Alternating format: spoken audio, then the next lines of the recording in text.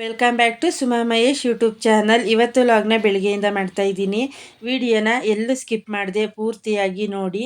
Video ಇಷ್ಟ ಆದರೆ like ಮಾಡಿ, ಕಾಮೆಂಟ್ ಮಾಡಿ, ಫ್ರೆಂಡ್ಸ್ ಆ್ಯಂಡ್ ಫ್ಯಾಮಿಲಿಗೆ ಶೇರ್ ಮಾಡಿ. ನೀವಿನ್ನೂ ನನ್ನ ಚಾನಲ್ನ ಸಬ್ಸ್ಕ್ರೈಬ್ ಮಾಡ್ಕೊಳ್ದೆ ಹೊಸ್ದಾಗಿ ವಿಡಿಯೋನ ನೋಡೋರು ಸೈಡಲ್ಲಿ ಬರೋ ಬೆಲ್ ಬಟನ್ನ ಪ್ರೆಸ್ ಮಾಡಿ ಚಾನಲ್ನ ಸಬ್ಸ್ಕ್ರೈಬ್ ಮಾಡ್ಕೊಳ್ಳಿ. ಇವತ್ತು ಸೋಮವಾರ, ವರ್ಷದ ಮೊದಲ ಹುಣ್ಣಿಮೆ. ಬೆಳಗ್ಗೆ ಬೇಗನೆ ಎದ್ದು ಬಾಗಿಲಿಗೆ ನೀರು ಹಾಕಿ ರಂಗೋಲಿ ಬಿಟ್ಟು ಮನೆಯೆಲ್ಲ ಕ್ಲೀನ್ ಮಾಡಿ ನಾನು ಕೂಡ ಸ್ನಾನ ಮುಗಿಸ್ಕೊಂಡು ಬಂದೆ. ಫಸ್ಟು ತಿಂಡಿ ರೆಡಿ ಮಾಡಿ ಮಕ್ಕಳನ್ನೆಲ್ಲ ಸ್ಕೂಲಿಗೆ ಕಳಿಸಿ ಆಮೇಲೆ ದೇವ್ರ ಮನೆಯೆಲ್ಲ ಕ್ಲೀನ್ ಮಾಡಿ ಪೂಜೆನ ಮಾಡ್ತೀನಿ. ಇನ್ನು ಇವತ್ತಿನ ತಿಂಡಿಗೆ ನಿಂಬೆಹಣ್ಣು ಚಿತ್ರಾನ್ನ ಮಾಡ್ತಾಯಿದ್ದೀನಿ. ಮಾಡ್ಕೊಳ್ಳೋದು ಕೂಡ ತುಂಬ ಈಸಿ, ಬೇಗ ಕೂಡ ಆಗೋಗುತ್ತೆ, ಜಾಸ್ತಿ ಟೈಮ್ ತಗೊಳ್ಳೋದಿಲ್ಲ. ವಾರಗಳಲ್ಲಿ ಮತ್ತು ಜಾಸ್ತಿ ಕೆಲಸ ಇದ್ದಾಗ ಈ ರೀತಿ ಸಿಂಪಲ್ಲಾಗಿ ಆಗೋಂಥ ತಿಂಡಿನೇ ಮಾಡ್ಕೋಬೇಕು. ಈ ರೀತಿ ಮಾಡ್ಕೊಳ್ಳೋದ್ರಿಂದ ಟೈಮ್ ಕೂಡ ಸೇವ್ ಆಗುತ್ತೆ.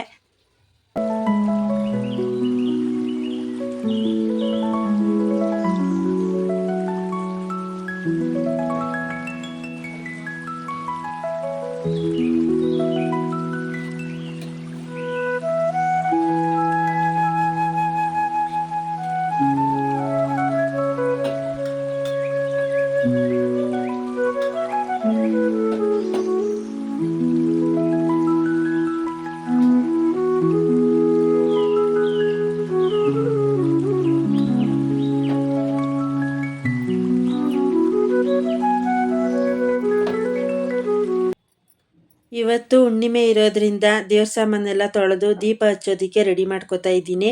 ಇವಾಗ ದೇವ್ರ ಸಾಮಾನೆಲ್ಲ ತೊಳೆದು ಒಂದು ಕಡೆ ಎತ್ತಿಟ್ಕೊಂಡಿದ್ದೀನಿ. ದೇವ್ರ ಮನೆ ಎಲ್ಲ ಒರೆಸ್ಕೊಂಡಿದ್ದಾಯಿತು. ಇವಾಗ ಫೋಟೋನ ಒರೆಸಿ ಅರಿಶಿನ ಕುಂಕುಮ ಹಚ್ಚಿ ದೇವ್ರ ಮನೆನ ರೆಡಿ ಮಾಡಿಕೊಂಡೆ. ಹಾಗೇ ತೊಳೆದಿಟ್ಟಿರೋ ದೇವ್ರ ಸಾಮಾನೆಲ್ಲ ನೀಟಾಗಿ ಜೋಡಿಸಿ ಇವಾಗ ಹೂವಿಂದ ಅಲಂಕಾರನ ಮಾಡ್ತಾಯಿದ್ದೀನಿ.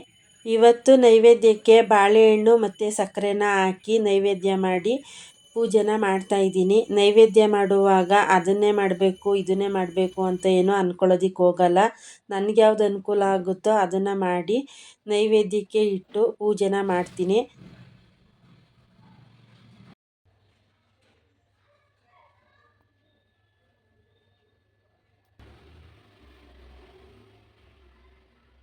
ಮನೇಲಿ ಪೂಜೆ ಎಲ್ಲ ಮಾಡಿ ಮುಗಿಸಿದ್ದಾಯಿತು. ಇವಾಗ ಮನೆ ಹತ್ರ ಇರೋ ದೇವಸ್ಥಾನಕ್ಕೆ ಹೋಗಿದ್ದು ಬರೋಣ ಅಂತ ಹೇಳಿ ದೇವಸ್ಥಾನಕ್ಕೆ ಹೋಗ್ತಾ ಇದ್ದೀನಿ.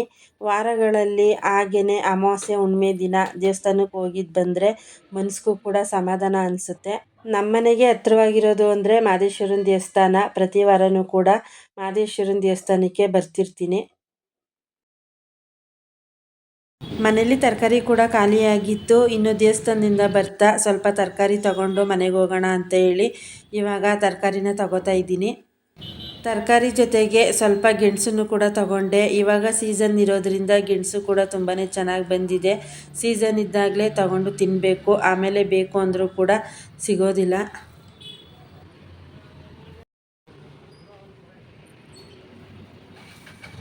ತರಕಾರಿ ಎಲ್ಲ ತಗೊಂಡು ನಾನು ಕೂಡ ಮನೆಗೆ ಬಂದೆ. ಮನೆಗೆ ಬಂದಮೇಲೆ ತಿಂಡಿ ಮಾಡಿ ಸ್ವಲ್ಪ ಹೊತ್ತು ರೆಸ್ಟ್ ಮಾಡಿದೆ. ಇನ್ನು ಮಧ್ಯಾಹ್ನದ ಊಟಕ್ಕೆ ಅಡುಗೆನ ಮಾಡಬೇಕಿತ್ತು.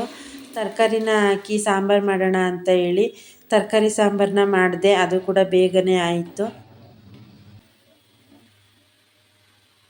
ಮಧ್ಯಾಹ್ನ ಊಟ ಎಲ್ಲ ಆದಮೇಲೆ ನಾನು ಮಹೇಶ್ ಅವರು ಮನೆ ಹತ್ರನೇ ಇರೋ ಪ್ರಾವಿಷನ್ ಸ್ಟೋರ್ಗೆ ಹೋಗಿದ್ದು ಬರೋಣ ಅಂತ ಹೇಳಿ ಹೊರಟಿದ್ದೀವಿ. ಮನೆಗೆ ಸ್ವಲ್ಪ ಗ್ರಾಸರೀಸ್ ತೊಗೋಬೇಕಿತ್ತು. ಹಾಗೇ ನಾಳೆ ಸಂಕ್ರಾಂತಿ ಹಬ್ಬ ಇರೋದ್ರಿಂದ ಎಳ್ಳು ಬೆಲ್ಲನ ತೊಗೋಬೇಕಿತ್ತು. ನಮ್ಮನೆ ಹತ್ರ ಎಲ್ಲ ಪ್ರಾವಿಷನ್ ಸ್ಟೋರಲ್ಲೂ ಕೂಡ ಎಳ್ಳು ಬೆಲ್ಲನ ಆಚೆ ಕಡೆನೇ ಜೋಡಿಸಿದ್ದಾರೆ. ನೋಡೋದಕ್ಕೂ ಕೂಡ ತುಂಬಾ ಕಲರ್ಫುಲ್ಲಾಗಿ ಚೆನ್ನಾಗಿ ಕಾಣಿಸ್ತಾ ಇತ್ತು. ಇನ್ನು ಎಳ್ಳು ಬೆಲ್ಲನ ಕೆಲವರು ಮನೇಲೇ ರೆಡಿ ಮಾಡ್ಕೋತಾರೆ, ಇನ್ನು ಕೆಲವರು ರೆಡಿಮೇಡ್ ತಗೊಂಡು ಮಿಕ್ಸ್ ಮಾಡ್ಕೋತಾರೆ. ಸಪ್ರೇಟಾಗಿರೋ ಪ್ಯಾಕೆಟ್ಗಳು ಕೂಡ ಇತ್ತು. ಒಂದೊಂದಕ್ಕೆ ಒಂದೊಂದು ರೇಟ್ ಇತ್ತು. ಅದೇ ರೀತಿ ಮಿಕ್ಸ್ ಆಗಿರೋದು ಕೂಡ ಪ್ಯಾಕೆಟಲ್ಲಿತ್ತು. ನಾನು ಕೂಡ ಎರಡನ್ನೂ ನೋಡಿದೆ, ಆದರೆ ಮಿಕ್ಸ್ ಆಗಿರೋದೇ ಸಾಕು ಅನ್ನಿಸ್ತು. ನನಗೆಷ್ಟು ಬೇಕು ಅಷ್ಟನ್ನು ನೋಡಿಕೊಂಡು ನಾನು ಕೂಡ ತಗೊಂಡೆ.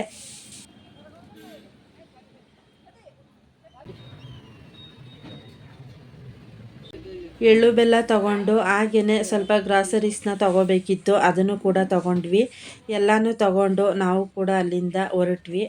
ಇನ್ನು ನಮ್ಮ ಏರಿಯಾದಲ್ಲಿ ಹಬ್ಬದ ಕಳೆ ಜೋರಾಗಿತ್ತು. ಎಲ್ಲಿ ನೋಡಿದ್ರು ಎಳ್ಳು ಬೆಲ್ಲ, ಕಬ್ಬು, ಗೆಣಸು, ಅವರೆಕಾಯಿ ಇದನ್ನೇ ಜಾಸ್ತಿ ಇಟ್ಕೊಂಡಿದ್ರು. ನೋಡೋದಕ್ಕೂ ಕೂಡ ತುಂಬ ಚೆನ್ನಾಗಿ ಕಾಣಿಸ್ತಾ ಇತ್ತು.